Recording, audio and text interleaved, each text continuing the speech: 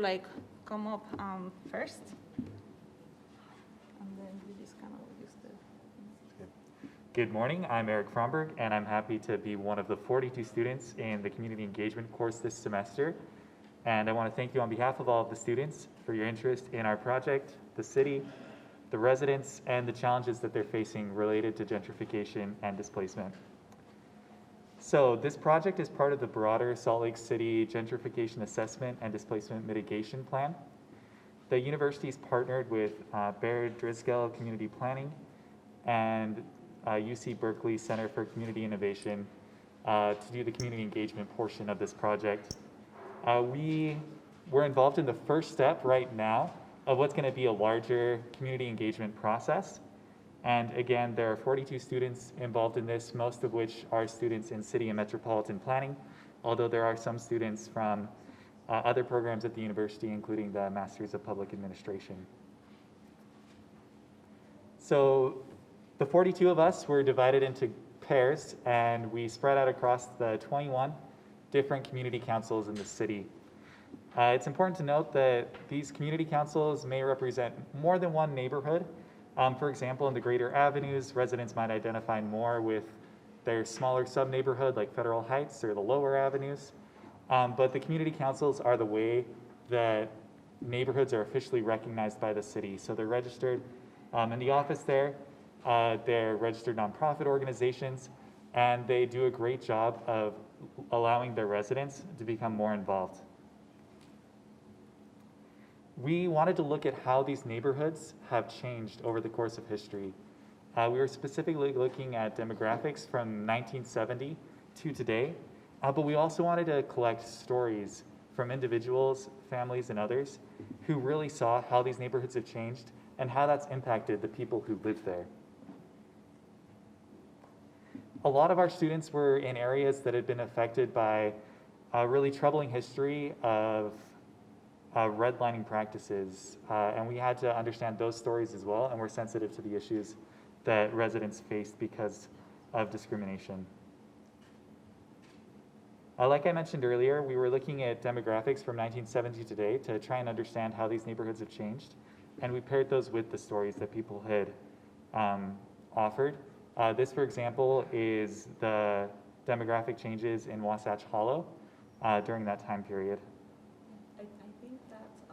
I think that we are not like presenting in Zoom. Maybe just like. Oh no! Sorry to everybody on Zoom. Let us share the screen. Yeah, my apologies. We're supposed to be sharing the screen, but between the other recording, we didn't do that. I just noticed.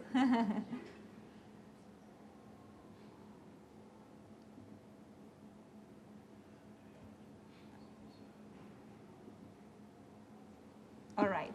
All right. Thanks, Eric. Well, hopefully you were able to hear everything, even if you weren't able to see the slides. But like I had mentioned, this is an example of the demographics that we looked at using mostly census data. And we looked at other indicators of gentrification change from a previous study conducted at the university. To address a question offered by a student at Roland Hall, he wanted to know which neighborhoods had changed the most during that period. So looking from 1970 to 2019, Capitol Hill, Central City, and Liberty Wells were among the neighborhoods that had the highest change following our indicators. And more recently, from 2010 to 2019, those same three neighborhoods have experienced more change than any of the others that we looked at. And I'm going to go ahead and pass it over to Sadiqa, who's going to explain a little bit more about our methods. Hello everyone, thank you Eric. So for method, we have done Intercept Interview, which is going there and asking people a bunch of questions. First we told them about our project and told them about gentrification, and then we asked them how many years they have been living there. We asked them about the boundaries, assets, and here are a bunch of pictures of students doing intercept surveys. The top left of the picture is Elizabeth, who is doing interview with Colin. He moved here from Cottonwood Heights because of the high rent. He's happy because of the diversity of the neighborhood. Also, he can afford the mortgage, which is actually equal to the rent that he used to pay.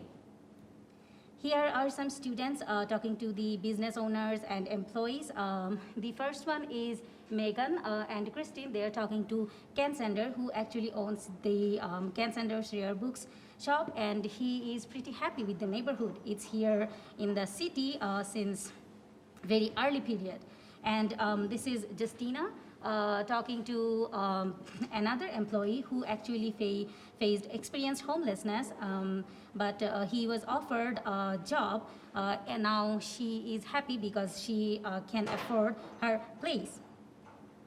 So here are some interviews that actually we have done. We have done a total of 220 interviews, and it actually started from mid-September to mid-October, and you can find these interviews more in the StoryMap.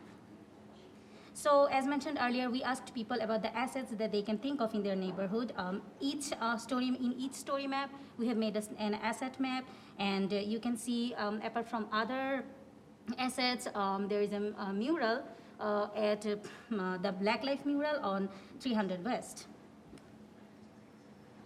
So now I'm going to ask Eric to continue the presentation.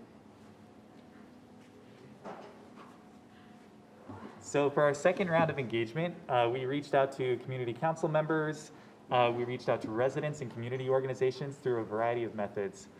This involved both in-person outreach as well as online outreach. We made phone calls, we got onto Facebook. We really tried to use any avenue that we could find to reach those people. And the second round of interviews was focused a little bit more on understanding neighborhoods and the boundaries that people might perceive. So this, for example, is the foothill area, and residents there kind of drew on the map what they considered to be their neighborhood. Then we put all of the responses for each of those neighborhoods on a single map to see, as an aggregate, what people thought of as the community council that they lived in. This is an example of the Fair Park neighborhood, and it really highlights how there are a lot of different sub-neighborhoods within each of the community councils that we looked at. A lot of people in the Fair Park neighborhood, for example, considered Guadalupe a distinct sub-neighborhood within their community. So this is where we did all of our surveys. As you can see, we got a really good breadth as far as location. We tried to get as far across the city as we could, and we talked to people again in person, over the phone, through online outreach as well. So here are some of the students, again, just out in the community talking to different folks. We really enjoyed those opportunities to hear stories and to get people's input on this project. I want to talk a little bit about the demographics here. Again, these slides are going to be shared, so I might go through these a little bit quick, but you can always go back to understand our findings a little bit better. This is tenure of families, so looking at those who rent or who own. As you can see, there's a pretty clear division between renters and owners, but it's about evenly split. And this is the actual numbers within Salt Lake City. So looking at that, again, we had a few more owners than are actually represented in the city. It's a little over half renters, but in our results, there were a little over half owners who were represented. We had a pretty good division of age as well. We really wanted to focus on getting to those residents who had lived in the community for a long period of time, who had seen those changes, but we were also interested in hearing the input of everybody.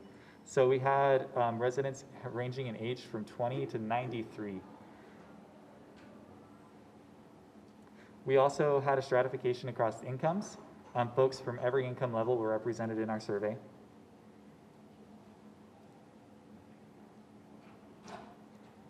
As well as ethnicity.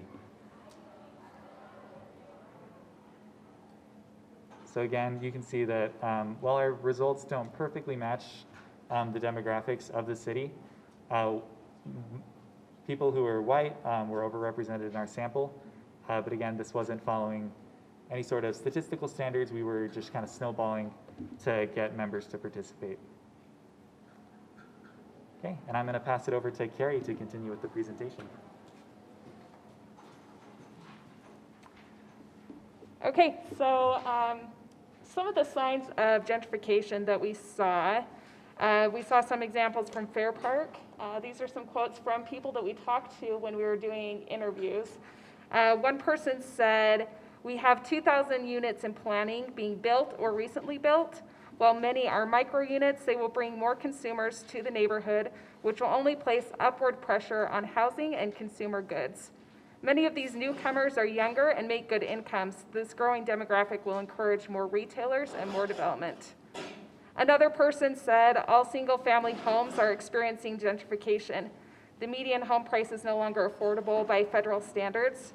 The construction of new apartments on North Temple will bring more people to the neighborhood and continue to put upward pressure on home prices and rents." So some of the what we looked at is who is moving into and out of each neighborhood. There was a lot of people who said that the older generations are being replaced with the younger generations.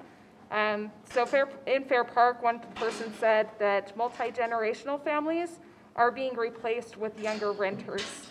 And a lot of low-income residents are being replaced with, or their housing is being replaced as well.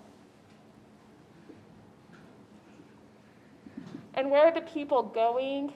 Some of the destinations that people identified in the interviews is Tooele County or Salt Lake. There was a lot of people who identified West Valley as a location that would be more affordable. And in our interviews, we identified some of the key neighborhoods that gentrification was occurring in.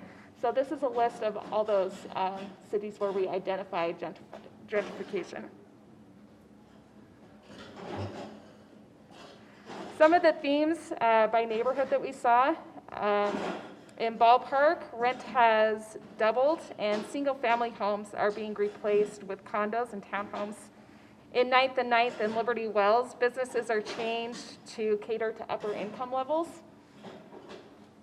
And in downtown, local artists and musicians are being displaced and replaced with high-rise, generic, small, and unaffordable apartments. We have a few more themes shown on this slide. In Central City, there was displacement due to housing costs and a lot of replacement with Airbnb or nightly rental units. That was the same thing in Sugar House, where there was nightly rentals and also concerns about younger generations and their children being able to live in the East Bench neighborhood. And then in the Avenues, residents felt that gentrification in the 70s and 80s made their neighborhood nicer than it was before. So again, our story map for each neighborhood can be accessed on our website. We also invite you to contribute to our story maps, and a link for that is provided as well. So these are the neighborhoods that we have up on our story maps. We invite you to go and look at all those. We'll be in breakout rooms where you can discuss with the people who focused on each neighborhood. And then before you explore the stories, then Professor Garcia will recognize the stories that the consulting team found most compelling. Well, thank you, Carrie. So for those of you that are here in person, we have to add more shares. And I think that that's always a sign of a successful event when you have to add more shares. Thank you to those of you that did that labor. And also thank you to the Roland School that is here. So we have a lot of young people. And actually before they had a question of which one is the most populous neighborhood in Salt Lake City, and that actually is Sugar House, yeah, and I see that Judy is here, so she can confirm that it's Sugar House, and then that is followed by Glendale and the Greater Avenues. So there will be time for questions in a little bit. The questions for this portion, because there's two events here, so first is this one, the story mapping. And that one, we are going to open up the breakout rooms, and you will be able to join the students. You will be able to hop from place to place and just ask them questions But I wanted to like recognize the best stories. This was like 5 of the team, the consulting team, was including also with the city. We were like looking at your story maps and came to the conclusion that there was definitely a match for the third best story maps, and that is like Poplar Grove and Fair Park. So if like it's a Jennifer, Skylar, Justina, and Feria, if you can stand up and just like get an applause for your great work. And then we have the second prize is like Glendale, and that's Jenna and Tyler. Excellent. And the first prize is going to go to Central City, Megan and Christine. So all these stories really are amazing. So just I encourage you to like check them out. I think that these ones, if you look at the storytelling, it's like there's a lot going on in these neighborhoods, and these neighborhoods are really at a high risk of displacement. So these are probably why these stories are so compelling. But all the story maps are wonderful. So what I'm gonna do. I wanted to say that for these students, there's like some prizes, and actually you go and find Lonnie, and it's like a gift card to the bookstore in different amounts. So go and find Lonnie for this. And so I'm going to stop sharing, and then I am going to invite the students to go to their posters, and the people who are in person, you can go to your posters and ask questions. And for those of you that are online, hold on, so I'm going to find the breakout rooms. So there's some breakout rooms, and I don't know if you can see the breakout rooms. They're like open. You will have to go to, I think it's like the bottom that it says like breakout rooms, and then in that way you go to the breakout room that you want to go. So we will do, at 10:40 we'll be back. You're welcome to go to any room that you want and ask questions of the students, and then we'll all be back at 10:40. So at that time I will close the rooms. I will also like post the story maps for those of you that were a little bit late. So you can see the story maps online, which are again very beautiful. And I see that people are going to the room, so we can also do the same here.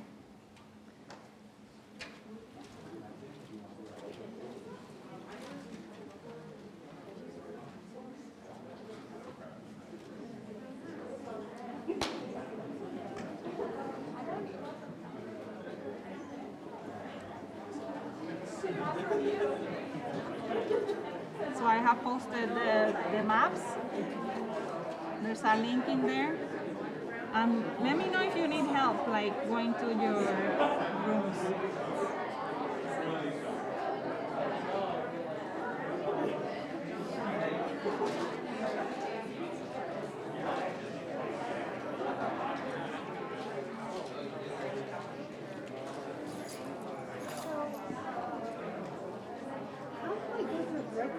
Breakout room. You just have to join. Yeah. Let me see. Because I think, like, I see them, but I have no idea how to.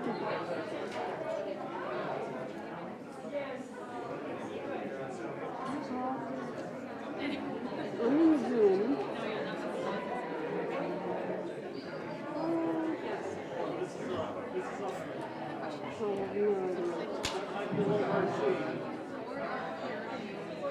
Oh yeah, so you go to the right. Is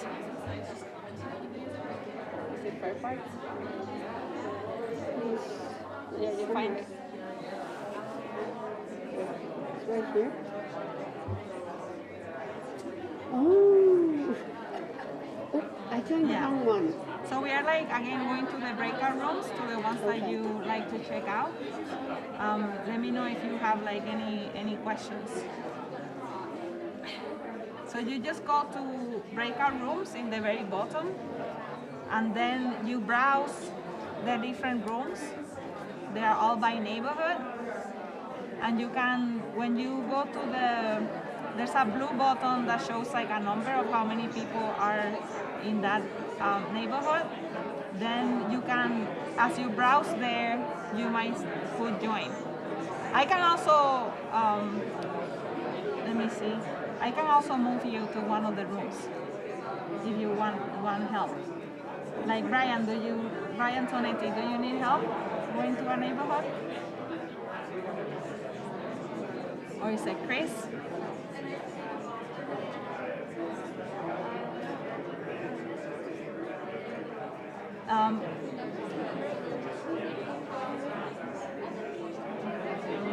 Melinda, should I put you in like you say East Central?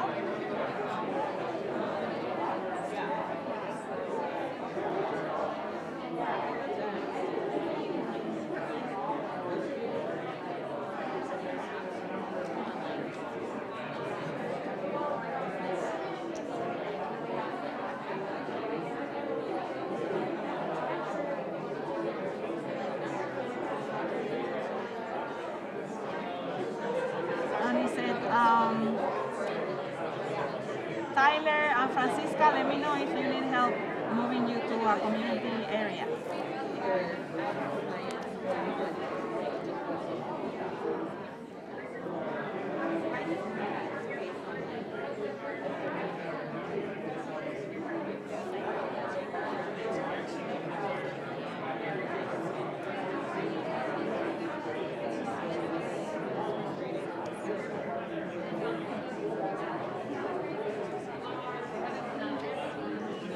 Again, it said, if you need help, let me know, so I can move you to a community area. You can also join by yourself.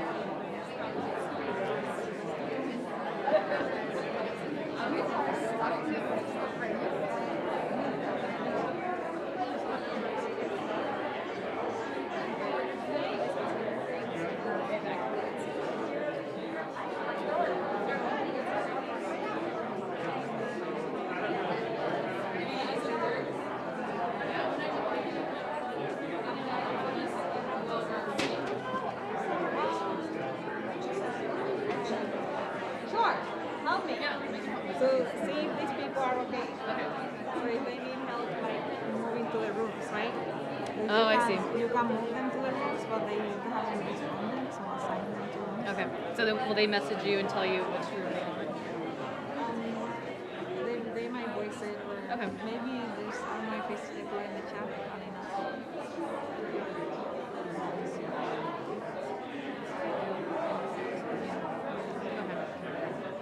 Okay, yeah, I'll just be mindful of what they're doing. I'll be back. Okay.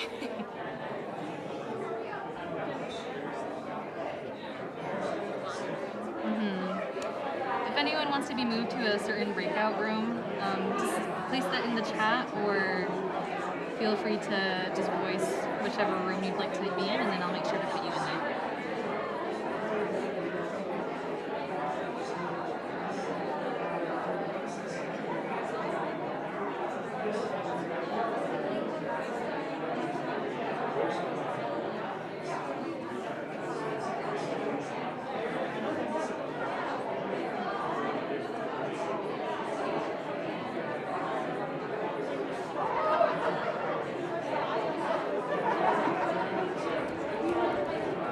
Asking the question.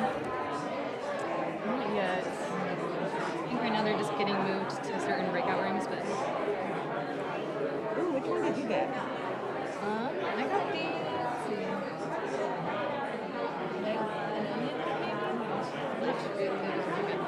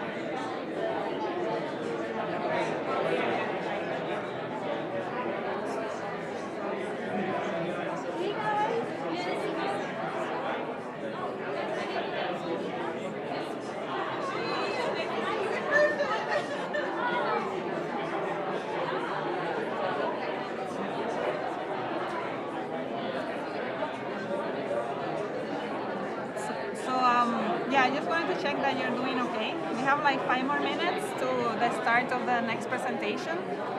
You're welcome again to join some of the groups of students and ask questions from them. Otherwise, we will get started in like about like 5 minutes with the presentation on zoning for equity.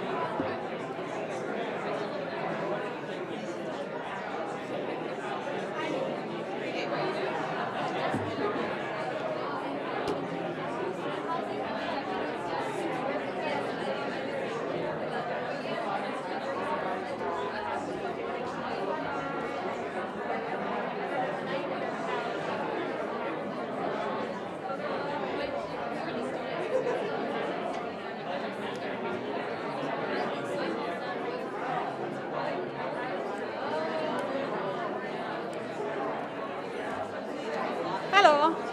How are you doing? Huh? How are you doing? Good. Yeah, are you with a community council? I think we've been on some Zoom calls. I didn't do my name badge. I'm Kelly with Salt Lake County Oh, Aging Services. oh, all right. Oh, yeah, yeah. We've been in some meetings. and Yes, I was on yes. a panel with you guys. Right, yeah. So Yeah, thank you I so was much able to for come. I want coming. to see the presentations. Yeah, nice to meet you in person. Yeah, nice to meet you in person as well. Yes. So do you work with Sarah Cannon? Yeah, we're working Okay. together in a few projects. Okay, that's who I kind of got connected with all this Yeah. with Sarah a couple of years ago. So. Yeah, I have done some projects with on aging, but it's like mostly like to assess. I mean the board of assess. I did something about like looking at the home modifications and how it affected people, in a positive way. Yeah. Like advocacy Right. for that. Right. Yeah. So that's kind of like we have a report. So you have a connection for with that. aging too. Yeah. Right. And I have written several things like the Centro Cívico Mexicano. They have like a elderly or other adults development next to it's like they have the cultural center and it's a brand new space. I can't remember what is the name of the development, but it is like it's kind of like culturally sensitive. Where is it? What's the address? I don't know what is the address. So it's going to be like it's in like Central City, but it is kind of a place where there's a lot of kind of like warehouses. I want to say Central City, but maybe not. What is It's like Central City Government. So give me a rough idea. It's hard for me. Yeah. Where's Central? So I sometimes those boundaries like It's kind of like before the west side, kind of like north of North End. And it's an area where there's a lot of like industrial kinds of kind of there. Yeah. you know who's building And it? it's close to a track station. Yeah. I don't know, like they were like some architects, like Spanish speaking architects, but I don't know. Nice. I mean, I used to be connected to like I wrote about them, but yeah, I don't know like anymore. Because I know I just read an article Peter Karoon is building. I mean, there's so much development going on. A lot of it's tech stuff. Yeah, So right, yeah. Too expensive for a lot of the things I work with, but it's, Yeah. I imagine this one was lighting as well. it was. The Yeah, majority there's a lot of of that. what is being built. Good, how are you doing? I think we have like 1 minute. Okay. Nice to meet you. Saw you and I I will give you my card. Did you put up extra chairs?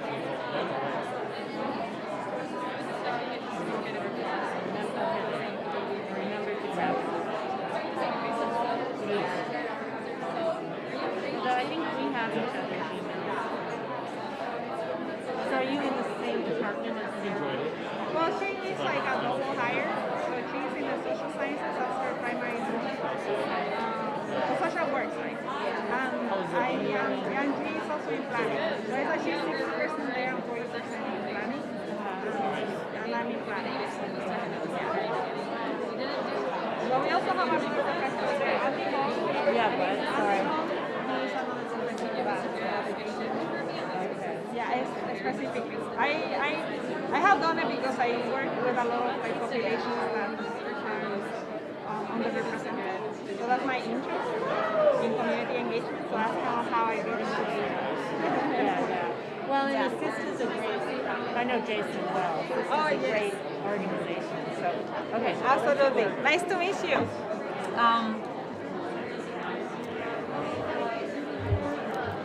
Well, thank you very much for visiting the students' posters. So we are going to move on to the next part of the presentation, which is like the Zoning for Equity course. So, but before we do that, let's give like a round of applause to the students. So the students actually will be,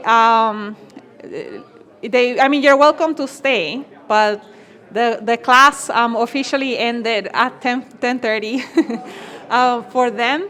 We are going to keep the posters here, and I will be like collecting those. We will be using those for community engagement later on.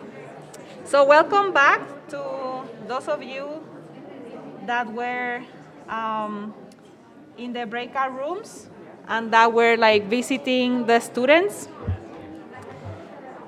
I hope that you had an opportunity again to ask questions. And I am going to post again the StoryMaps. And also I'm going to invite you to contribute to the stories.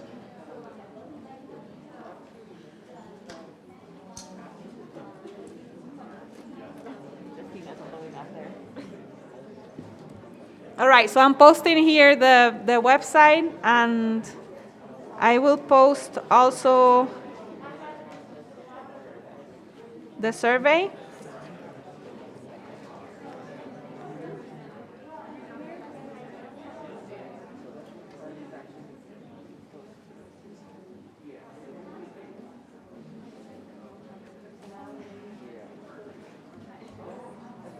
So if you want to contribute to the story map, online or in the chat, I posted a survey, and there's like a survey of like 5 questions to share your story, and we will include those in the story map. There's also, if you're here in person, there's some cheats in the first or the table closest to the door.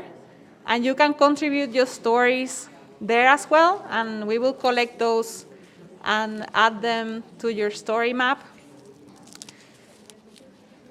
So now, I hope that again you have some part of the engagement with the students. Because of the lack of time, we will leave the questions towards the end. So what we're gonna do is I transition to or other students which are in the Zoning for Equity course. And they will do a presentation that it is about 40 minutes, maybe 50 minutes. And then during all this time, if you have like comments, you can put them in the chat. And we will answer those like later. So I apologize that it has been a little bit hard to monitor the chat, but we will be looking at the chat if you have questions to address them at the very end. So we will look at those, and so again, this is mostly to have the presentation and then have the Q&A. Again, thanks for being here. I will find the presentation just give me a minute, and I will also post it in the chat.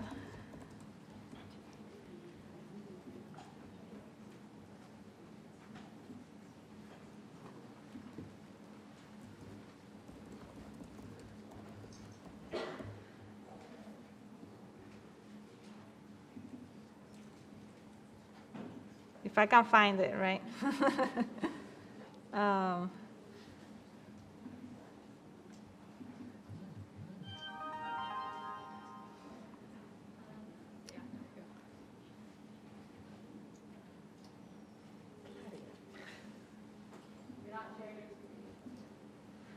Yeah, I'm on my way to there.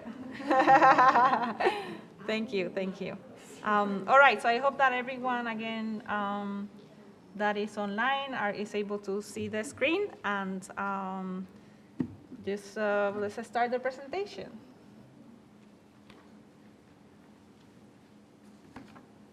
All right, welcome everyone. I hope you can all hear me okay. This has been a semester-wide project as part of the Zoning for Equity class. I'm one of the students in that class that have helped lead out on our policy research and recommendation identification. And we're really excited to present our final recommendations as part of our project today. And we do want to just give a shout out to Professor Garcia and all the different stakeholders that are online and in person here with us that really helped inform the work that we're doing and make sure that it was very community-centered as well as long-term in terms of sustainable impacts. So with that, I know we have a limited amount of time here, so I'm going to go ahead and move to the next slide. Before we start and go into the details of the recommendations, we do want to make sure that we make some time and open the space with the land acknowledgement. This is really to honor our Indigenous communities and to make sure that when we talk about land and we talk about property or any kind of ownership, we have to recognize that the original stewards of this land are our Indigenous communities. And with that, this is really a hope to anchor ourselves in the history and in the origins of property and land that we live on right now, but also to provide some kind of reconciliation and context to really make sure that we are being very trauma-informed and avoiding harm as we're engaging in these spaces. So with this, I'll read what you see here on the screen. You can follow along as well as you can. We acknowledge that this land, which is named for the Ute tribe, is the unceded traditional and ancestral homeland of the Shoshone, Paiute, Goshute, and Ute tribes. We honor the original ancestors of this land and also offer respect to all tribal communities that currently reside here. The University of Utah acknowledges the significance of place and the continued existence and contributions of Indigenous people who have lived on and cared for this land for thousands of years. We respect the sovereign relationship between tribes, states, and the federal government, and we affirm the university's commitment to a partnership with Native nations and urban Indian communities through research, education, and community empowerment. Today, approximately 60,000 Indigenous peoples live in Utah, and they are still here and continue to thrive. All right, okay, so just as a quick intro again to the rest of our team here. This is the wonderful research team, and they're over here to my side as well.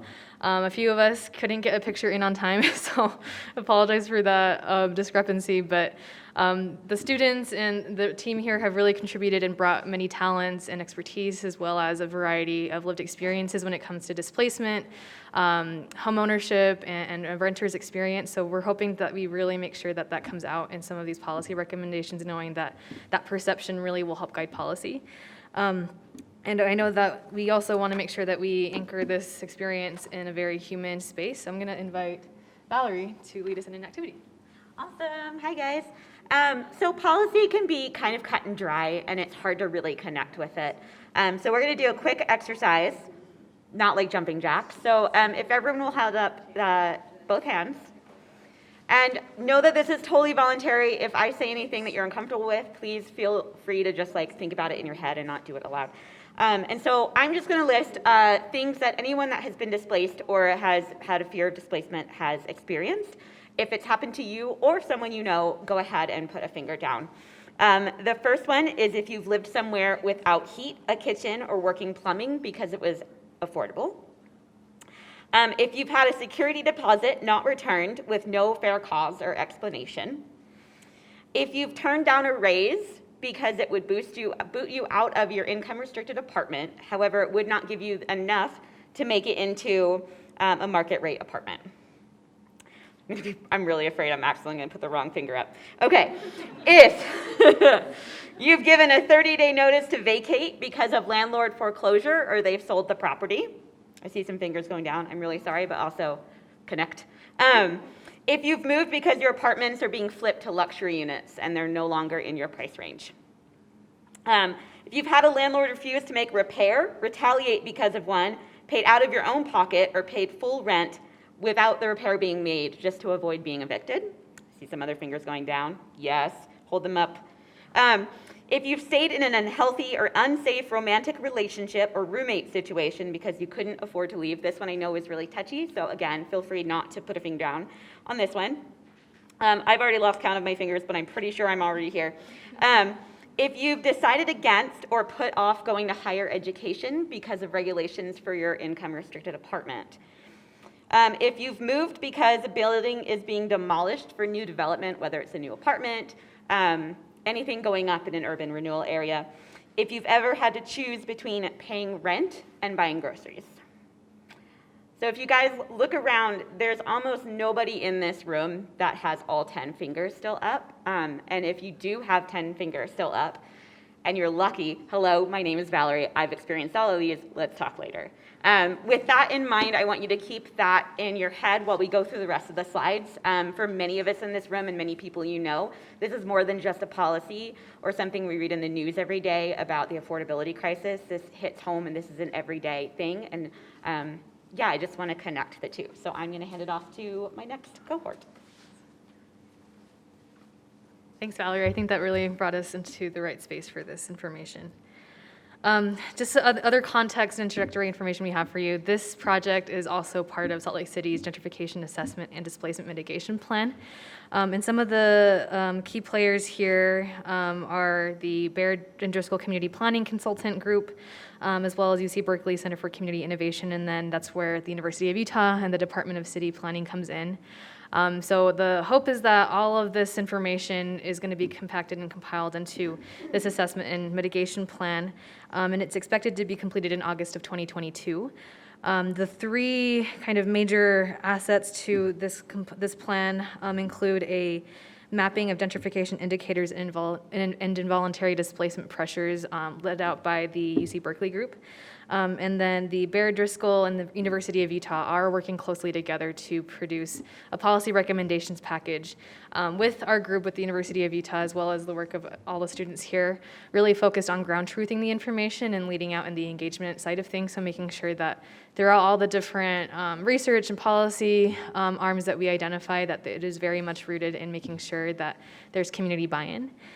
So with that, we do want to also acknowledge that, as Valerie said, the affordability crisis in Salt Lake City is continuing to exacerbate many different inequities and disparities throughout the community. So Salt Lake City is very much engaged, as well as our city council and other city staff, to make sure that this plan not only produces mitigation measures for right now, but also into the future and the long-term range of things. So with that, I'm going to go ahead and pass it on to Justina, who's going to go into more details about how we went about this.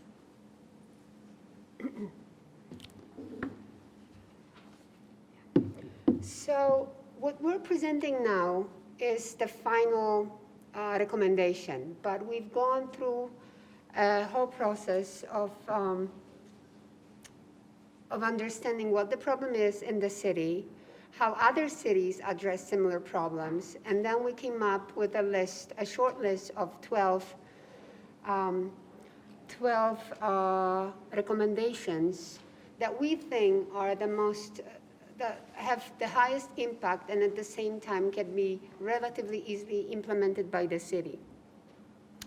This is the process we went through from the beginning of the semester. So first, 1A and 1B are the phases when we actually looked at what the city is doing now. We've interviewed 8, or I think actually more, local stakeholders that represented both the city and the local organizations. We reviewed a number of documents that were created, planning documents and strategy documents, to understand what the city is doing and what the city is planning to do in the near future.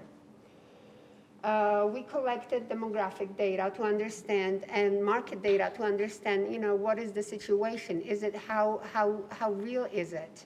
The risk of gentrification and displacement.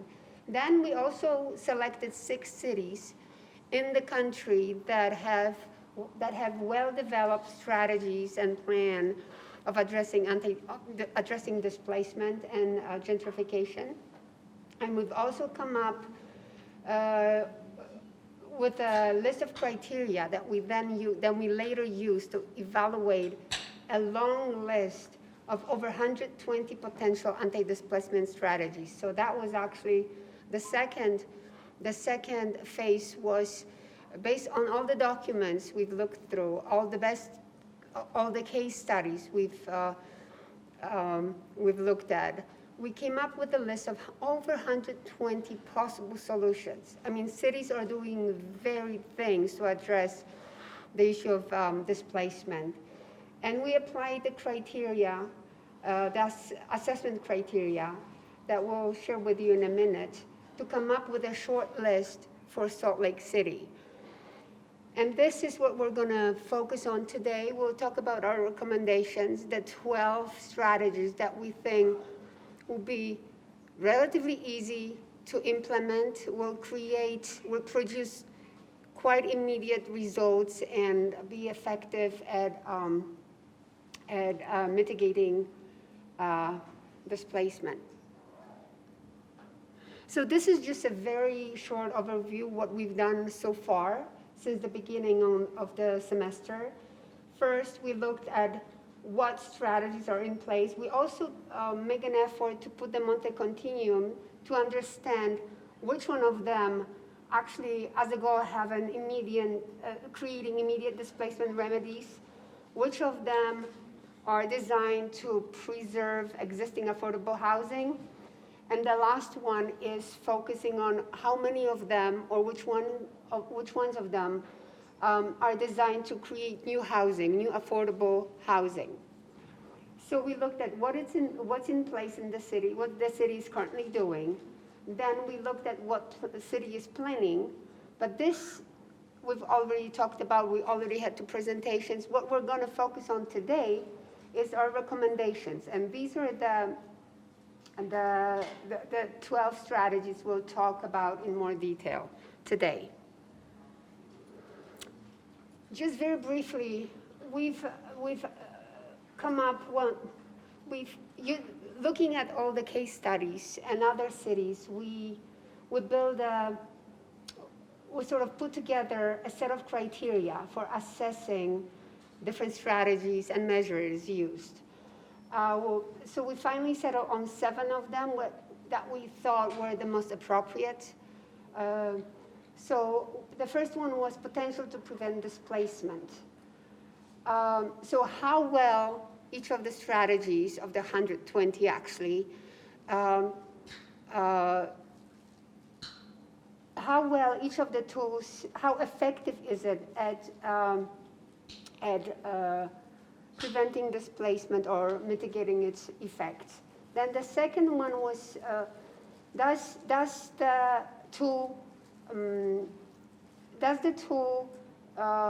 include, is it designed to protect low-income populations, right?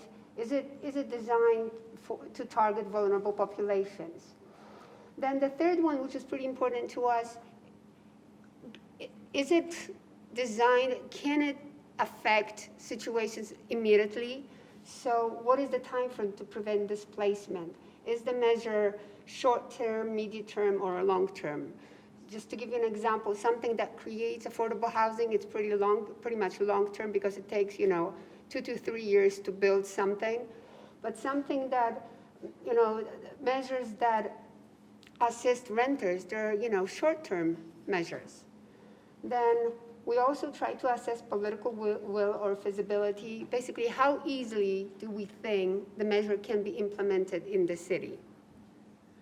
Then I'll pass on to Claudia. She'll talk about equity. Perfect. Thanks, Justina.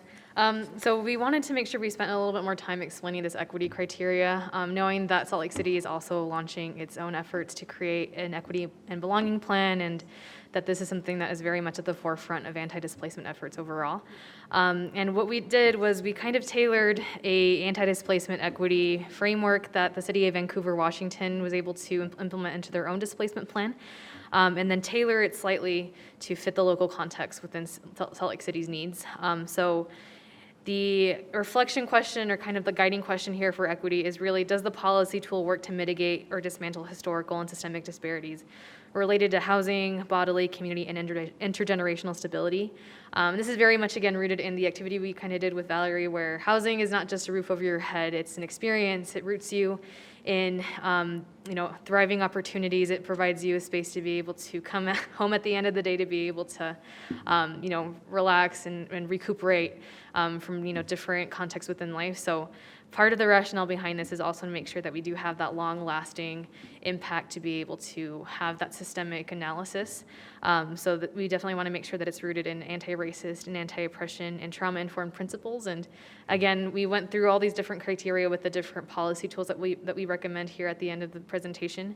And we hope that in so doing, that the city will be able to address historic injustices and mitigate negative impacts related to certain developments, and also understand maybe some of the triggering effects of gentrification better.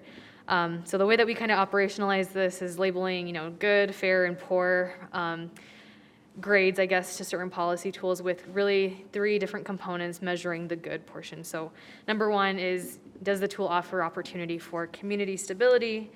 And sorry, I'm just gonna look at my notes right here.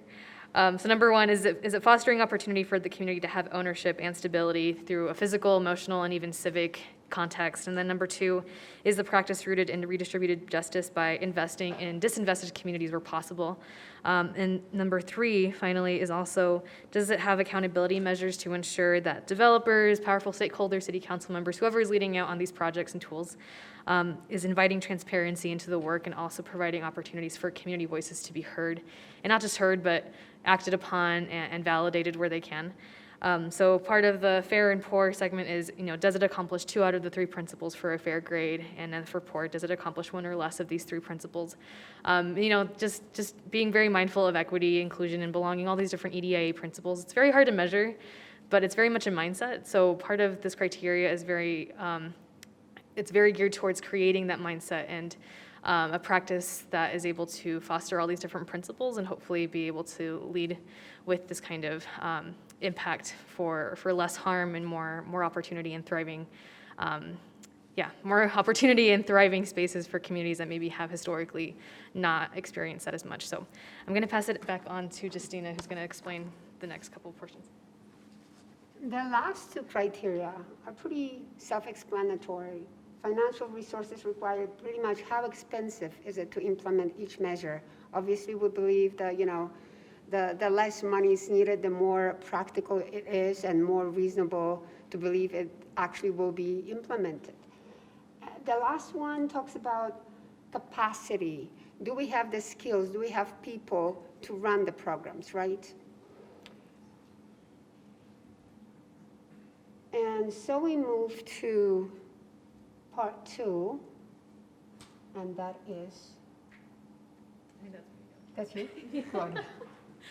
Sorry for the back and forth, but yeah, basically what I'm going to say here is we were able to analyze different policy tools already implemented in these 6 different cities, and we wanted to be very mindful of the fact that displacement definitions and also the geographic context of certain places was different, and it varied in terms of whether some cities were shrinking, others were booming and growing, and from these different cities, we did want to make sure that we had a varied experience and spectrum in terms of displacement tools. So we did want to make sure that we isolated about a dozen strategies, just considering different political, geographic, and also socio-demographic contexts. So I think I might pass this back on to Justina. So Justina is the expert on some of these short list of solutions, so I'm going to just give you the time to share that. So this slide looks very busy, but it doesn't matter because there's only one thing we want you to understand. So here are strategies that we propose. Across are the criteria we use to evaluate them. All we want you to see is all the reds, because these are the strategies that have high potential to prevent displacement. They address low-income populations. They're achievable within short time frame. All of them are effectively addressing equity issues. They're feasible from the political sort of standpoint. They require low financial resources. And the last one is the capacity. And we believe that most of them we have as a city capacity to implement them. So all we want you to see is that we've only mostly focused on strategies that we believe create results. They actually can prevent and mitigate displacement, and they can be implemented. The first one that we think is pretty obvious is creating an affordable housing preservation network and database. This strategy actually has two components to it. First is the database, and then is the network. The database to us is like the most obvious things we need to have. We need to have in one place all the affordable housing units in the city, both public housing and privately owned units. Two main reasons why this needs to be in place and also monitored is for NOAA units, which is naturally occurring affordable housing, which is quickly disappearing from the city, especially older single-family homes that are being bought by developers and developed into whatever, something else. And then the second reason is low-income housing tax credit units. I actually looked, because Valerie asked me, and I looked at the database for Salt Lake. There are very few LIHTC units left in the city. 3,283. And most of them are no longer monitored, so nobody knows what's happening to them. So eventually they'll become market rate units, and they just disappear they disappear from a lot of people from their abilities to pay for rent. An interesting thing is that by 2029, nationwide, almost 500,000 units, LIHTC units, will lose their affordability. They'll just become market rate. So if we don't monitor them, we'll lose them. The second part of the strategy is the network.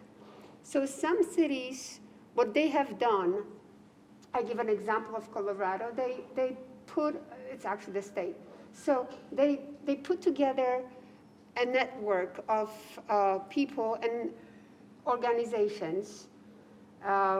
In this case, it's Department of Local Affairs, Division of Housing, nonprofits, city, local governments, and they work together with the database and see what needs attention, and they come up with actions and sort of remedies. They work together to preserve as much as possible of the affordable housing. We believe this could be easily, the strategy is not difficult. I mean, it doesn't really require much, just an effort that could be easily put together, and it's a very important thing to have in the city. So for now, if you go to the Salt Lake City site, there is a link, but it's empty. So if you link on, affordable housing list, there's nowhere there, nothing there. So what we think, I mean, it's a resource for both the city, people who need to manage it, but also people who need affordable housing, right? This brings us to another strategy we propose. Valerie. Hello. I'm really excited you guys are here. Also, I'm going to talk really fast because I know that your time is important and you have brains in your head, so I don't have to read through all of this. Also, I realize that not everyone is excited about zoning as I am and had to sit on their hands at Thanksgiving so that they don't talk about it more than once.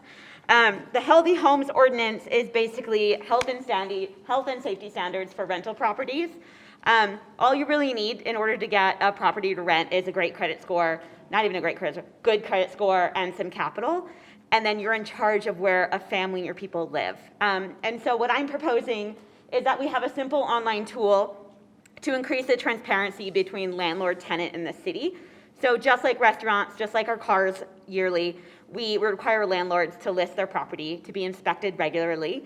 And then also it helps keep connections. So the landlords have to put their contact information, what their current rent is, if there's any rent increases, and then if they're working on any claims, where they stand in that. And it also gives your tenants the availability to contact your landlord.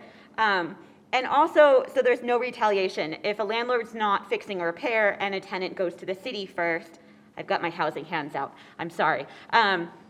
If the tenant goes to the city first, then the landlord could retaliate back by either raising their rent or serving an eviction. And so this could hopefully push out some of those slumlord landlords that we have in the city. I know that the Cozo apartments have been hot topics in the news because they're displacing the residents that live there. But the other side of that is that those homes that those residents were in were not up to health and safety standards, if you were to look at them. Folks live in housing because it's what they can afford, and they don't have really a soapbox to stand on to ask for better. And so what we can do as a city is we can implement something that's going to give landlords some standards and also the tenants a little bit more of a boost in what their living situation is, depending on their income. Ta-da! I'm going to give it back to whoever is next. Very important. All right, so we are going to move on to the next strategy. In this case, it is right to counsel. So for those who do not know, right to counsel is basically where a defendant, in this case a tenant, has a right to have assistance of counsel. And if the defendant cannot afford a lawyer, it requires that a government will appoint one or pay the defendant's legal fees. Again, and this is in case of evictions, not criminal law. This is important because there were 2.3 million evictions against tenants in 2016, nationwide. That's quite a bit. And so I broke it down even more to show you the impact. That is equivalent to an average of 4 evictions per minute. Legal representation is currently unbalanced. About 90% of landlords have legal representation, while only 10% of tenants do. About 90% of landlords get the court to rule in their favor. So you can see the impact of not having that legal representation in court for tenants. Evictions impact future housing options and credit ratings. So, right to counsel will help mitigate some of these eviction rates. We looked at some cities, and there are 2 that I want to bring up to you to show the impact and how they have implemented this strategy. So the first one is San Francisco, California. They have allocated $5.8 million to cover the cost of providing legal aid in 2020. They argued for right to counsel because they needed to reduce San Francisco's homeless rate. So 17% is attributed to eviction involving homelessness in San Francisco. Newark, New Jersey is another great example. They have committed $400,000 thus far to the initiative and is seeking additional funding. They guarantee legal representation for people at or below 200% of the poverty line, and they will provide representation for consultation to 5,000 to 7,000 renters every single year with this funding. So next steps and considerations. So it's pretty simple. An existing firm could help out with right to counsel, or we could open up a legal service corporation, better known as LSC, in the state of Utah and in Salt Lake City. So for those who do not know what LSC is about, it's a national organization created by Congress in 1974.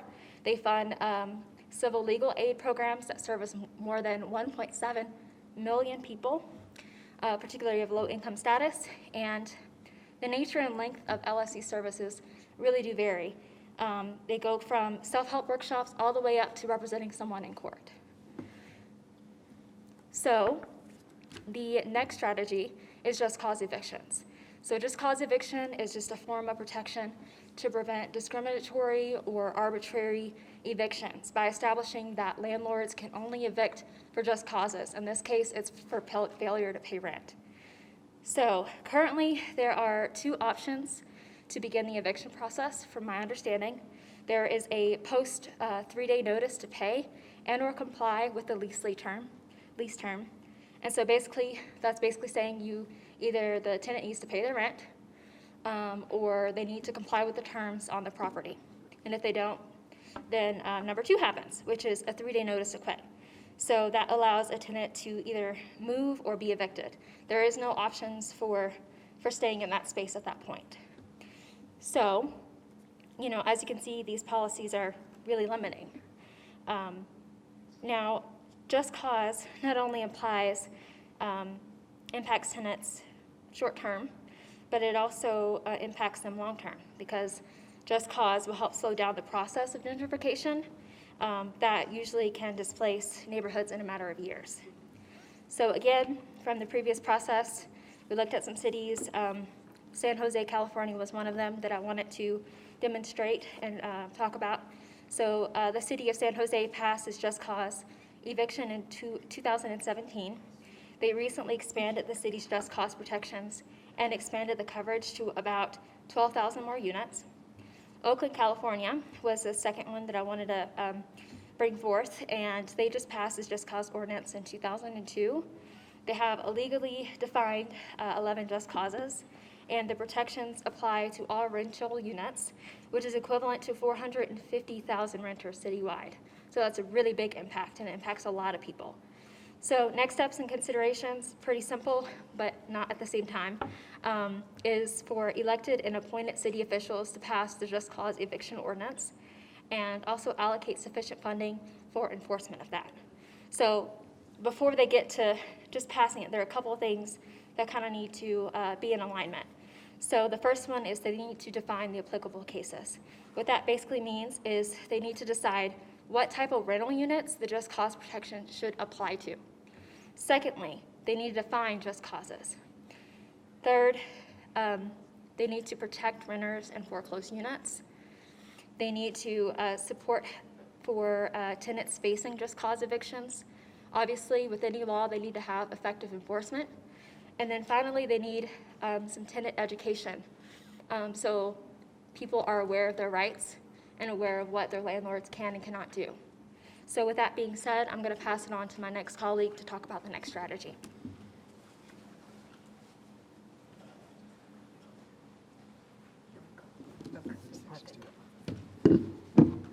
All right, so for my first strategy that I looked at, I took a look at anti-tenant harassment ordinances.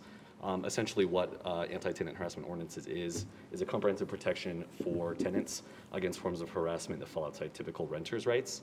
And the main case study that I took a look at when looking at this ordinance was Los Angeles.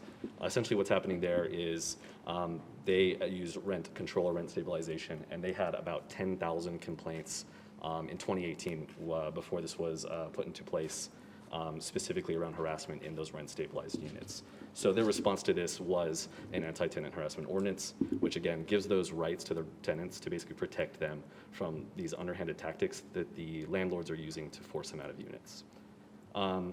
The way that this is enforced in LA is through the Rent Adjustment Commission. They're responsible for interpreting, investigating cases, and deciding what cases are actually harassment and what isn't. And then when looking at this, the biggest question that I had is how effective it's going to be and how necessary it's going to be in an area like we have in Utah where we don't have rent control. LA created the ordinance, like I said, specifically because of complaints and rent stabilized units, but the rights that they have were extended to all renters, even those that are not stabilized. So I still think that there is significant value that could be had in Salt Lake in terms of counteracting displacement. But what we need to do here basically is assess where our renters can be facing unfair treatment due to holes in our local laws in comparison to what they had there in Los Angeles. We need to plan enforcement. We don't have, obviously, an organization in place like the Rent Adjustment Commission in LA, who's going to take responsibility, who's going to be looking into those potential cases and enforcing these anti-harassment ordinances. And obviously, the tool kind of led me a little bit into rent control, which I'm just going to touch on briefly, since obviously it is preempted by state law. It's something that needs to be looked at as a potential idea in the future. It's going to become more and more prevalent over time. And we're very fortunate that we can look at cases such as Oregon, Portland, Oregon, and many other cities in California, where they're practicing modern and refined approaches to rent control that has a lot of the negatives that are attached to rent control, traditional rent control, like negative effects on new housing stock, What they do there is they restrict the units that are available for rent control to try to counteract some of the negatives that have come from previous attempts at rent control.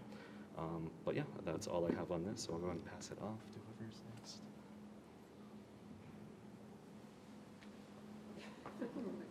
Get excited, I'm back. Okay, right to return is a point-based policy giving preference to applicants to return to areas of urban renewal that have a family history of living there. It's used in collaboration with down payment assistance, development of new affordable ownership and rental units, and land banks to address the harmful impacts of urban renewal in areas often marginalized or populated by marginalized groups. The most important thing about this policy is that it's defined in a race-neutral way. And so it might target a certain neighborhood that historically has had a large proportion of either people of color, or like the West Side, you have a lot of marginalized groups, but it applies to anyone who has had a history of living there. And so it only applies to new construction, and it doesn't apply to displacement from federal infrastructure or eminent domain. The cities I looked for was Portland, which is part of the North-Northeast preference policy. So they took a section of the city and they opened up this policy, and they knew that because they'd have to reach out to people and it was open to anyone that lived anywhere, that it would require a lot of significant case management and outreach. So they made sure that they had the people power, because when you are looking for low-income housing solutions, as a tenant, there's a lot of work and there's a lot of burden on their end to constantly prove that they fit the regulations, they fit the qualifications. And so Portland made sure that they had the caseworkers there to help those people get into it. Seattle, Washington worked with a Chinatown area for a new development. They wanted to make sure that their nonprofit was also building something that helped the people in that area. And you can read more of that. And so the next steps and considerations is just basically, how do we go apart this? Considering areas of urban renewal in Salt Lake, both in the past, such as Japantown, or in the future. I just read a news article about a new NFL team possibly, and where would that stadium go, and the people that live there, where would they move? And also with the expanding population, things like IHC, UVU Health, our hospital system's growing, the people that would be displaced from that. It does use tax increment financing to bolster the number of units, and it could also use community land trusts. If you're not familiar with all of our acronyms up here, that is TIF and CLTs. And then Justina mentioned earlier low-income housing tax credits. If you hear us say LIHTC, that is also what we're talking about. I realize that that's probably not in everyone's daily communication. So I'm going to pass it off to this one. Thank you. So I have 3 different strategies to share with you, and I know we are running a little short on time, so I might just breeze through these. But this is currently a intervention that is utilized in Salt Lake City at this time. It's the mitigation of residential housing loss. It's an ordinance that only applies if a project causes a net loss of units when developing a site. At the time right now, the biggest critique is that the fees applied to those net loss of units are really nowhere near to create a unit of housing that is able to mitigate that loss. So right now there's a brief proposed with certain updates to the current ordinance that will help improve some of the policy teeth and the accountability arm extended to these developers and redevelopments. So the key components, number 1, is that the development must satisfy mitigation of housing unit losses by either providing replacement housing within the same or nearby district or an area with a higher opportunity score, or pay a fee based on the housing value that is lost. And then the second key component of that is that they must provide a housing impact statement as well, which goes into a lot of detail regarding the adverse impacts, the addresses that they are going to demolish or plan to demolish, as well as the fair market values of those housing units lost, and then also brief introduction to the plan. And part of what my research kind of focused in on is certain cities, including Kansas City and Berkeley, that are really trying to have a hard definition for what affordable housing is, and as well as a key strategy for identifying the best fee to attach to these units. So Kansas City actually found that fee by multiplying the number of affordable housing units that would be required under the project plans, and then multiplying it by 110% of the actual cost of those units determined by their city managers and the production costs, and really doing a really in-depth feasibility study on the units that would be lost. So I know that that's quite a large number, but taking into account things like inflation and opportunity and job growth, population growth, it's important to be able to accommodate for those larger factors. In Berkeley, California also did something similar, but they also instituted a housing demolition mitigation fee as part of the ordinance. So in addition to having that fee for the units lost, they also provided an additional fee for demolition to be able to funnel more money into a housing trust fund to be able to help those that are evicted or displaced involuntarily. And they also performed a nexus study that analyzed the induced demand of housing generated. So again, bringing into light the factors of inflation and maybe other things that are more long-term, maybe that you can't quite assess in the now. This specific study attempted to do that. So in terms of next steps and considerations, hopefully the new ordinance will be able to have a more clear fee system for charging developers for the depletion of existing housing stock. And this may require a similar nexus study or a fee feasibility study in terms of identifying what exactly that amount should be based on the units lost, and also considering just the different socio-demographic and economic trends within our city, knowing that Utah is continuing to grow and there's not enough stock and lots of people are coming here for job opportunities.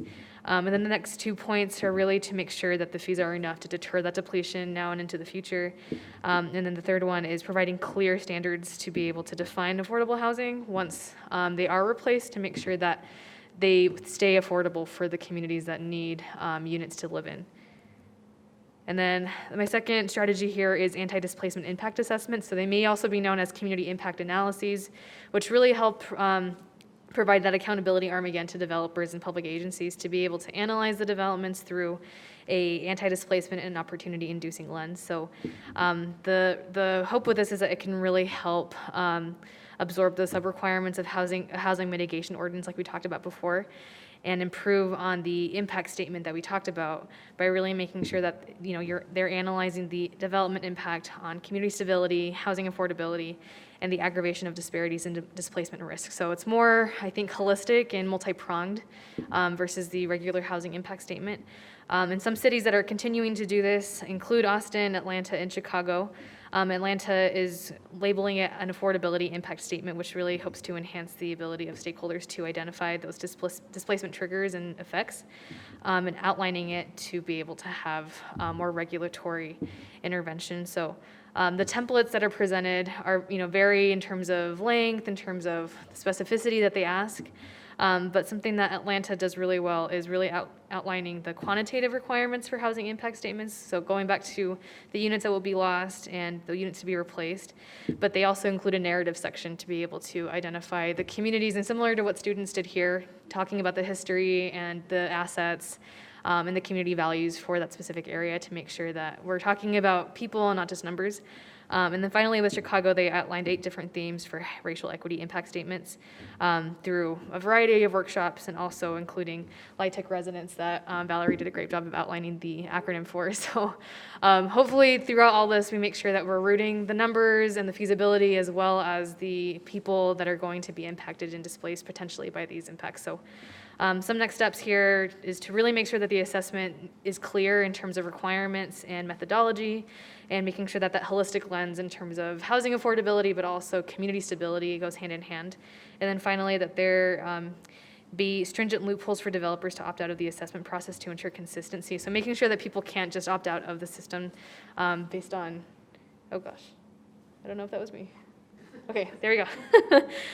Final strategy I have for you here is the Housing Loss Relocation Assistance Program and Fund, also known as the Tenant Relocation Assistance Ordinance. Salt Lake City does currently have this in place where it really aims to assign agencies to help administer services to tenants that are being displaced by city-owned housing, whether that is being closed because of health or safety measures, and it currently, right now, is only focused on city-owned units. So the priority groups for this assistance is really low and extremely low-income families and those that are in apartment buildings that contain 4 or fewer apartment units, which are closed in connection to the legality of the unit. So part of this is really wanting to move in the direction of expanding this kind of program to support all evictions, both public and private. Austin and Berkeley are doing something very similar in trying to expand the spectrum of those services. Austin is making sure that, on top of working with these community agencies, which in our case in Salt Lake City is the Utah Community Action Organization and a couple other community service groups like that. They also work closely with school districts to make sure that they notify parents, notify teachers, notify major, interveners and mentors within that family or within that affected group to understand this is what may happen or this is what can happen, and they may need extra support, either financially, mentally, holistically, to be able to move through this kind of experience. So that is something that I think is very impactful. And then Berkeley does also have that housing demolition mitigation fee as part of their housing relocation assistance program. So they take those funds from demolition fees and make sure that it goes directly into servicing and providing case management for families and individuals affected by displacement. So moving forward, we hope that Salt Lake City can have more steady funding streams for this kind of program through maybe city appropriations, state dollars, or even public-private partnerships, knowing that there are so many different key players within displacement and development, as well as extending that program to be both private and non-city directed. And then work in closer collaboration with agencies to identify how that program needs to be more aligned with specific needs. So pulling in the school districts, identifying different faith-based groups perhaps, and making sure that it is really community-centered and focused. So with that, I think I am turning the time back over to Justina. Micro units, even though we talk about micro units, really what we have in mind is increasing the diversity of housing options, both for rent and ownership. Because for now, you either rent a very standard apartment or you own a house. There's nothing in between, right? And well, micro units basically check all the boxes, right? They're relatively easy to implement. They're by design cheaper. They provide the missing middle housing within the housing continuum. And then people want to live in them. Actually, 1 in 4 renters would love to live in a micro unit. By the way, I lived in a micro unit till I was 32, except I didn't call it a micro unit. It was just an apartment. So, I mean, that's the truth of it, right? I mean, you don't have to call it micro units. It just, increase diversity of housing. Don't make all apartments the same size, literally the same size. Just make them different for different needs.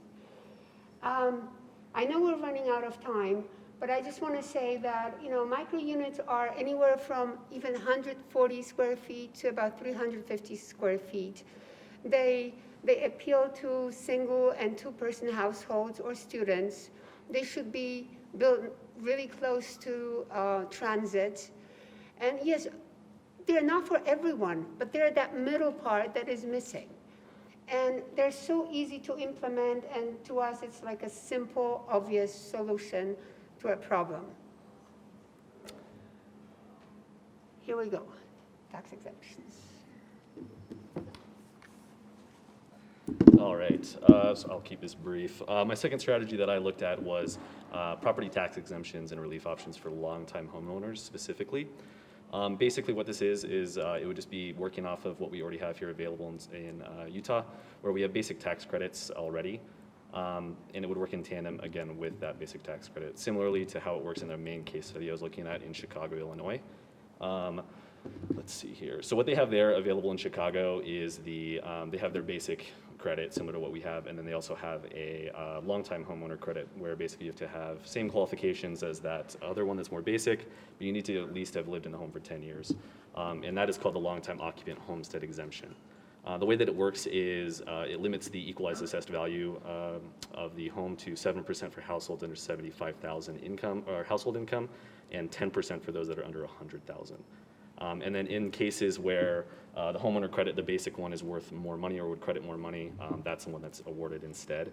Let's see here. And then I also have some listed some additional exemptions that Portland uses that I thought were worth noting. Some considerations to take into account here is how this would work in Salt Lake City with our AMI and where we would need to set these values in order for this to actually have an impact. For something like this that has the capacity to keep these crucial members of our community in their homes and limit displacement to these vulnerable people, we need to make sure that this more niche this tax exemption is actually going to work and actually have an impact. I don't see the value really if there's a lot of cases where, similar to Chicago, where the basic credit is just taking place of this more niche 10-year credit. So that's something that would need to be looked at in order to assure that there is a valuable impact here in Salt Lake if we were to implement something similarly. But yeah, that's all I have. You guys get excited. Okay, so everything we've talked about so far has been in city policy, specifically short-term city policies. What I want to talk about is the other side of the spectrum. And so what the city is doing right now is we're trying to get people into units. We're trying to build the units. We're effectively creating this court system. What about the people that live in the units? We talked about LIHTC, and you guys are all part of the LIHTC club now. You know what that means. LIHTC units have very strict regulations. And so if you're living in a LIHTC unit that is a 50% of your area median income, every year you have to requalify. If you qualify higher than that and the apartment doesn't have perhaps a 60% AMI unit available, you get bumped out straight to market rate.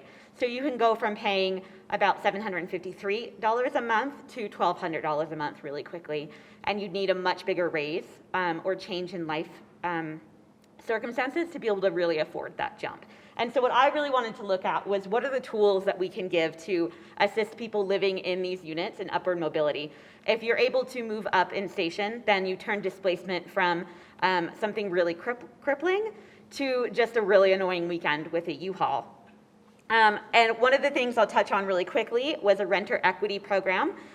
Cincinnati, Ohio has the Cornerstone renter equity. And so tenants in these buildings can begin by paying rent on time, attending community meetings, helping with the landscaping. They earn points towards equity. They get fully vested, I think, in 3 years' time, and they can actually pull equity out. So they can take cash out for medical emergencies, for car repairs, for tuition, for things like that. And also rethinking our current LIHTC model. Right now, we allocate the LIHTC credits in a city per capita, but I think we should start looking at it as the number of renters per capita instead, because some cities might have more home ownership.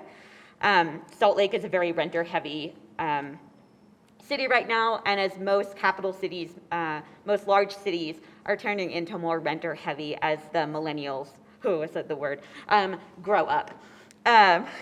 Also, LIHTC is really strict on your student regulations. So if you're living in a LIHTC unit and you want to go back to school full-time, it is not allowed because it's based on an old system of grandfathering people in that a student would typically be 18 or 19 and be subsidized by their parents paying the rent.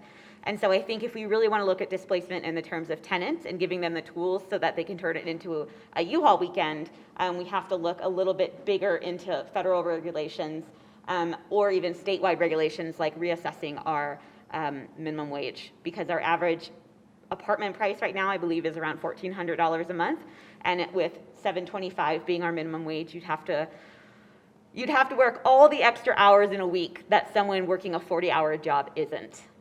I'll let you guys do the math, because I did it before and I don't remember it. And next.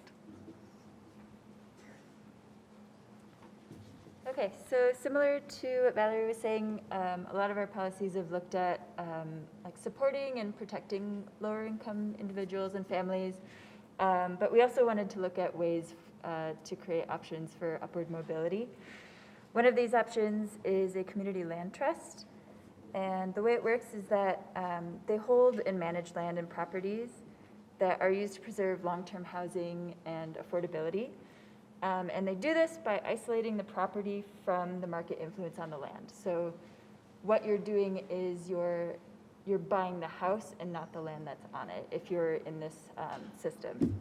And that brings the price down for each individual person that goes through these homes. They can be run as large single plots, as multifamilies, or as scattered plots throughout the city. I personally believe that the scattered plot option is better because it gives people more locational choice and it helps to desegregate cities. And then also the properties can be for sale or for rent. They can be multifamily, single family, commercial, etc. So they can also be used for like local businesses as well. The purpose is that it's a wealth building opportunity. It provides greater likelihood of attaining but also sustaining homeownership. Salt Lake City currently does have a pilot program going on with the RDA, and they created a West Side Community Initiative. It's pretty recent, so currently they only have 11 single-family homes, but they are hoping to expand to multifamily, but also for sale, for rent, and commercial opportunities. So really kind of experimenting with the different options that this tool gives us. Currently, it is also limited to the west side of the city, and it's also limited by the west side's current low-density zoning also.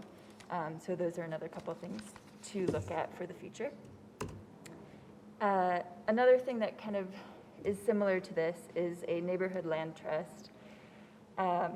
Basically, they're investments in the community by the community.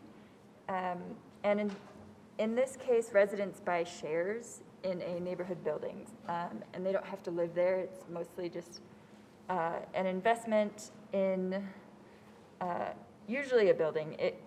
There's different forms as well, but they have an option of buying into shares that they pay monthly, either like from $10 to $100 per month, and then they also receive like annually or quarterly loss-protected dividends on these investments. So in this way, it also works with gentrification. I think a lot of our tools have the impact of kind of slowing it down or having the desire to, mitigate or stop it. But this kind of gives the profits of gentrification back to its residents. Again, with this tool, buildings can be commercial, residential, or mixed use. Also, they can be a single building or a portfolio of buildings. And then with this tool, as well as the community land trusts, there's also a required financial education course that goes along with this for those that want to invest.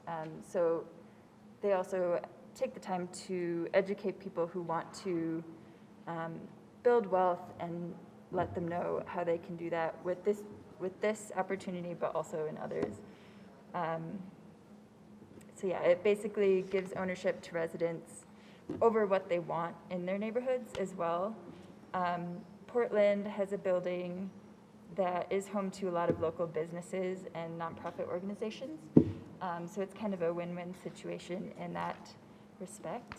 But yeah, those are a couple of wealth building opportunities that I think the city should consider.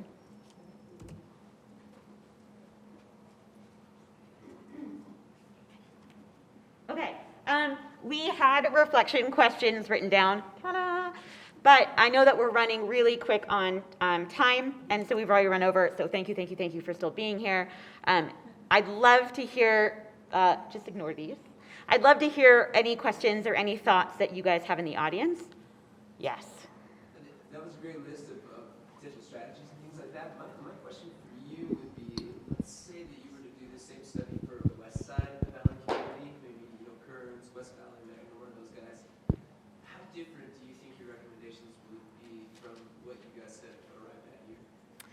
Does anyone else have anything? I would say I don't live on that side. I live on the west side of Salt Lake. And so a lot of my recommendations were coming from the point of my neighborhood and thinking what would benefit that. And also being a neighborhood that is being very quickly gentrified and a lot of interest is in it right now. So I think that I don't want to speak for everyone, but I think we'd have to research what that community is like, what life is like there, and what the population really wants, what the community needs, before we would even begin to say if these policies would be great for that as well. Anybody else? Guys, I'm living my best, like, talk show dreams. Come on, give me some questions. Yes? I was really interested. Can I comment? Oh. Basically, what is happening, I would say that I know a lot about few neighborhoods on the western side that are being really currently gentrified, and I think that the strategies we chose can be applied to areas that are being gentrified, and actually I think that applies mostly to the western side of the city. Here. So You could take these strategies and set up a scorecard. How do we get to that? And look at all of the municipalities in the valley and see like how many cities are addressing these 12 issues. And then you can sort of predict where gentrification is going to take place if you have these communities in which none of us are being addressed. Yep. But you also have this list of And 120. also see if people have questions in the Policies, chat. I look at these 12, I'm like, how are there still 90 left? Well, because a lot, I cannot paste these. Oh, well, some of them out of the 120 were like affordable housing overlays, affordable housing, inclusionary housing ordinances, things that wouldn't be that easy to implement, and some of them were just not applicable to our, situation like, rent to own, things that just, we chose the one that could be implemented right away, are not too expensive to implement, and would produce results within up to 6 months. For us, we took a look at something that be implemented right away because the risk of displacement is currently happening is so high that the city has to be doing something now, right? So this was our focus, I guess, when we looked at when we were selecting the 12 strategies or measures. Yeah, it seems like it'd be a great place for any community to start with, and then maybe they can more take. It's a first step. I mean, there are some steps already taken, but well, how successful they are is a different question, right? What was your question? Hopefully okay. I think one of you guys briefly mentioned how these two presentations of research could complement each other potentially with a policy initiative. I was just curious if you could be a little more detailed about that, or maybe where this collection of research is going next in the direction. I think I think I briefly touched on this related to, okay. Sorry, yeah, I just want to make sure that people on Zoom can hear me. I think in relation to the anti-displacement impact assessments, I connected it briefly where maybe those impact assessments include also the community character and history, and maybe also, just an overview of the harms and the trauma related to some of the areas that are looking to be redeveloped. I haven't gotten a chance to look at every single one of your posters. They all look amazing from far away. But I think that's one connection that I see where it can be tied in as a requirement to some of these impact assessments in addition to the mitigation of housing loss, to make sure that we're centering not just, the unit loss, but also the community character and the assets that are also at a risk of being lost. So thank you. Also, if I can add to that, I was in both of the classes, and I personally interviewed residents of Fair Park neighborhood. So what we see in Fair Park is, those old single-family homes that go back to the, to the origins of the city, the plot of Zion. They're being bought up by people who are gentrifying the neighborhood because, they're in really bad state. The houses, they're being bought, either demolished or rehabilitated, and that's how gentrification happens. So the old timers have to move. Well, they get money for what for the property they sell, but then they're displaced from the city. They also complain about not being able to stay in the neighborhood because the apartment buildings that are being built are too expensive. So build on that, micro units would make a great missing middle that people could rent when they can't afford anything else in the city, right? And coming up with solutions how to keep people in their homes so they don't have to sell, right? So it all connects. Understanding more of what's happening in the city leads to the recommendations. Eric, you have a question? Yes, I do. Oh, this does work. So my question is about your first recommendation, which is tracking affordable housing. What have you seen other cities doing to track naturally occurring affordable housing? Because the city, it has a really hard time tracking that. There's no one database like there is for subsidized units. So what have you seen in your research? Well, I looked at that strategy. Let me open, and I know there are two good examples. There's Washington, D.C. who does that, and there's Denver who does that. They really are good at, I haven't looked in detail what tools they use to monitor it, but the idea is that, older housing stock, older apartment buildings that are naturally occurring affordable housing are really, if you don't monitor them, they eventually disappear, right? They're being bought, the land is being bought by some developers who develop, the land for maybe not luxury, but just higher rent apartment buildings. How do you do it? You just, go around the city, look at, the rents, and, it's an effort. I'm not saying it's easy, but it's doable. Thank you. Can you hear me? Yes. Okay, cool. My question is, with Utah expanding and you guys are seeing, we're seeing a greater need for refugees coming into the state, right, from Afghanistan and such. And have you guys seen has there been a greater number of evictions due to the people within refugee settlement areas? Because I know this has been, they've been coming to states back in the early 2000s. Has that been a greater number of evictions, compared to those settlement homes, as opposed to other locations where they're not refugee settlements, apartments and such? Who's our eviction champion? I can briefly touch on that. So I think, to kind of recap your question for the folks on Zoom, you're asking if the concentration of evictions has impacted our refugee communities in particular? Exactly, yeah. Okay. Yeah, I think, I don't know the boundaries or kind of the geographic parameters of that question quite so much, but I know that I also have a role with the Utah Division of Multicultural Affairs, and one of my colleagues did perform an eviction study specifically looking at zip codes and looking at the correlations between eviction rates and race and ethnicity. So from what they were able to find, there was a stark relationship between higher eviction rates and racially and ethnically diverse communities, very much focused on the west side, specifically Rose Park and Glendale communities.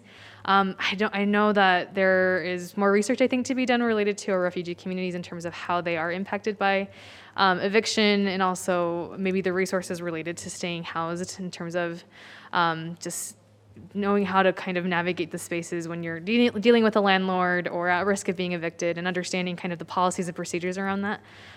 So I can't quite directly answer if refugee communities are being impacted by that, but I do know that there is that relationship between evictions and our racial and ethnically diverse communities for sure, specifically on the west side of Salt Lake. So yes, I hope that answers at least a portion of your question. Thank you. Yeah. Thank you.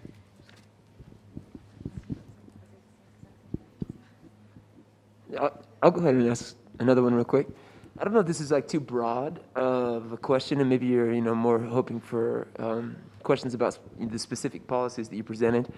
But as I look at it, in Salt Lake County, we're quickly approaching the place where there's not going to be any new developable land. So if we are going to continue to grow, redevelopment's going to have to take place.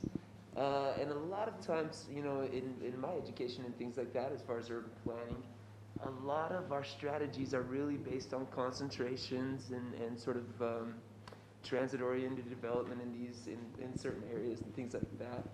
So who's doing it right? How do we allow for redevelopment and at the same time avoid the entrapments of gentrification? Is there a model out there? Did you guys run into a city that you were like, all right, these guys are doing the best job, or is it just a sort of yin and yang kind of question that has no answer?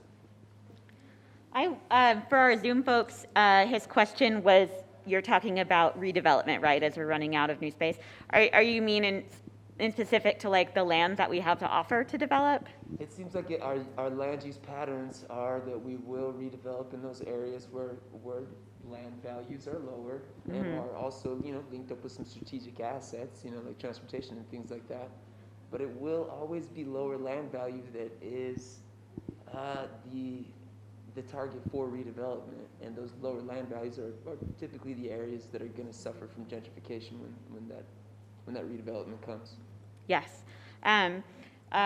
So for our Zoom folks, he is specifically asking about the emphasis on redevelopment and new development in areas that have lower land values, which is where they'll see gentrification the most. Maria brought up a really great point in the chat. There's a difference between voluntary displacement and involuntary. Voluntary displacement, we're seeing a lot on the west side. I know she specifically works with NeighborWorks.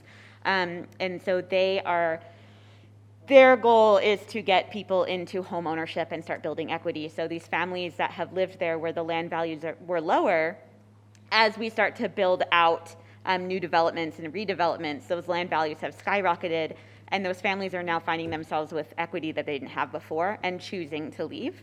I know that I talked to city planners from Taylorsville, which they have actually pretty much run out of space for brand new developments. So they're looking into places to redevelop.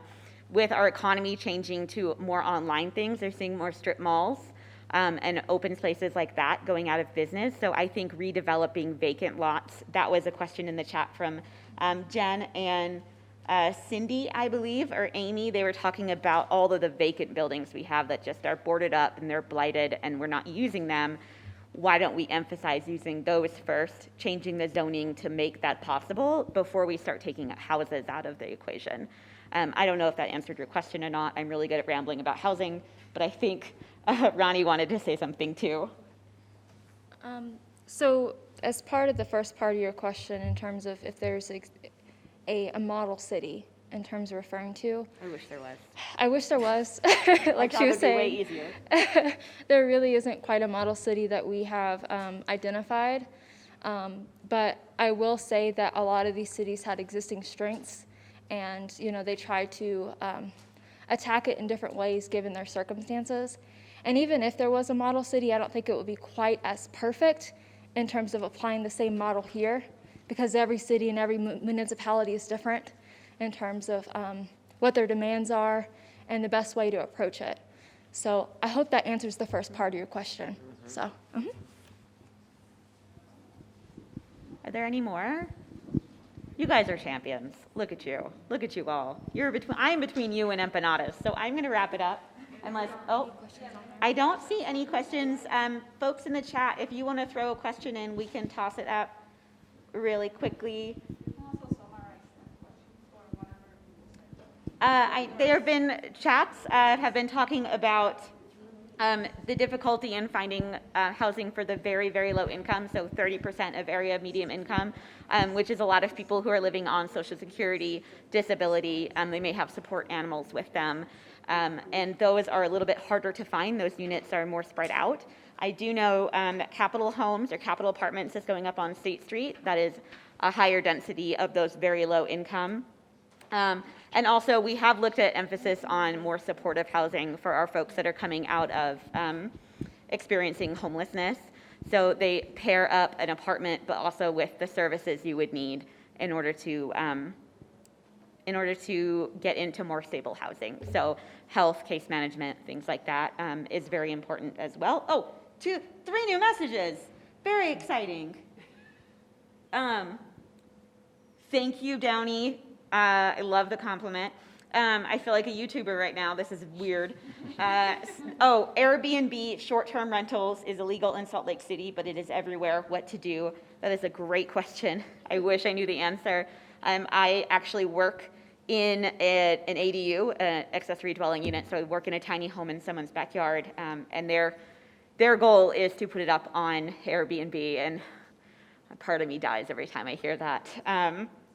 So yes, short-term rentals, especially for those who are buying up single properties and using them as investments for short-term, that is definitely an issue, and I wish that I had a great response for how we can deal with that.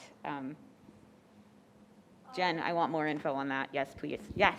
Just to expand the conversation on that a little bit, that was one of the things that struck me with a couple of the first policies that you recommended. I guess I can add this. I think I have a loud voice already. But one of the things you talked about was having profiles on the city website of different rental units and the conditions to kind of increase transparency. And one of the issues that Salt Lake City has had is that they have all of these illegal rental units. And even though they require that business license for rentals, they're not able to monitor them. Mm-hmm. Even if they're substandard, you have tenants that don't want to report them into the city because they're worried of losing that housing option. And so I think that's a significant challenge that will have to be addressed for a lot of your policies, just to make sure that we can track those units and get a full picture of what's happening. And I know Tony Milner was on this call a little bit ago, but we did some work with him in Salt Lake City to try to look at those illegal units. Yes. I learned that I think I've previously lived in an illegal unit. Yeah. I did not realize it was illegal. Most of us probably have. Until I learned like all the things that a basement apartment needs to have to be technically an attached ADU. I'm pretty sure mine didn't have anything, but again, it was affordable and I had a roof over my head. So yeah, that is something to consider as well. I don't want to be a microphone hub, so. I just love people and I love housing, so like let's keep chatting. But again, I'm just gonna ask our one thing. Yeah. I know. Again, we're we're running out of time again here, but I think it's also important. I'm not saying I have the answer for our ADU and attached dwelling unit and Airbnb issue, but I think it's also important to consider the spectrum of the benefits to that kind of option. I know a lot of folks maybe in certain situations where they need an extra stream of income definitely benefit from that kind of structure, but at the same time that unit is empty for most of the year. But if there's an opportunity to address that through an equity lens and make sure that we understand, okay, what are the barriers to having that funding stream, and what are some opportunities to build more equity and homeownership and community investment, maybe through a neighborhood land trust or an investment trust, just to make sure that as we're taking options away per se, we're able to supplement it with some kind of pathway or avenue to be able to build that economic justice and intergenerational stability for communities that maybe that have had very limited options. So I'll leave it at that, and just thank you for that question. I think that was a great way to kind of expand the conversation, like you said. And I will pass it back on to Valerie to maybe wrap us up. I'm letting you go. Thank you. Well, let's thank you to the students. They put like so much work into this. You should be hearing back about this project for like next semester, and as I said, it's gonna go until like August. So we'll keep you posted. Also, if you want to invite us to your organization to talk or to get your thoughts on it, so we are able to do that, I will just put my email here. So although I assume that most of you also have it. So it's evis.garcia@utah.edu. Again, thank you so much, and see you next time.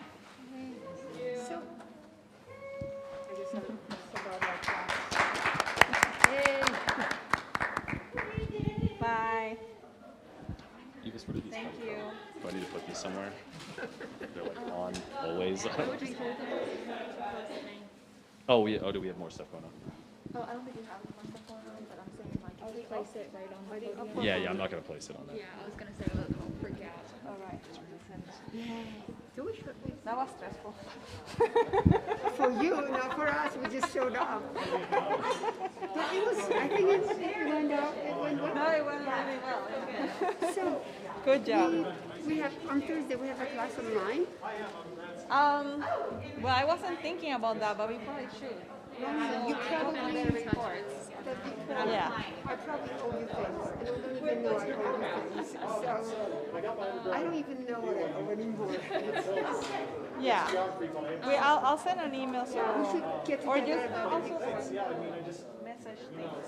Message. Oh, Like we will meet on Thursday. Yeah. I'll send an email. Oh, okay. Yeah, send an email or something like that. So on Thursday, on Zoom, But I also guess, send right? it in the chat. Yeah, I did create, I did notice for part 3 we don't have our resources, and I'm sure you probably already have yours mapped out already. Okay, So if you, I put in just a regular Word document, and if you could just, place your. Do I have a copy of that document? I have a link. Oh, it's in the, yes, it's in the I, and the. Okay, Yeah. I'll have a look for it.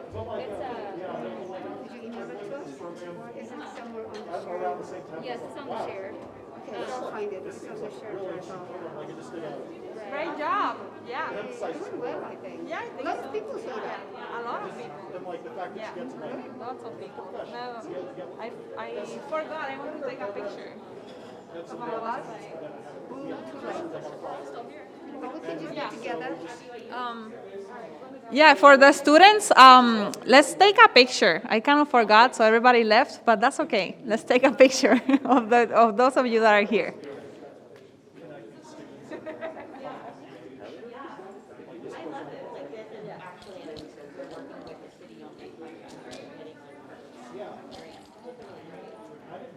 Oh.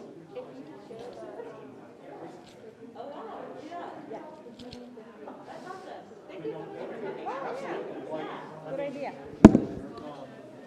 I didn't get my award. I didn't find it. Oh, yeah, it's over there. You have to sign. It's not just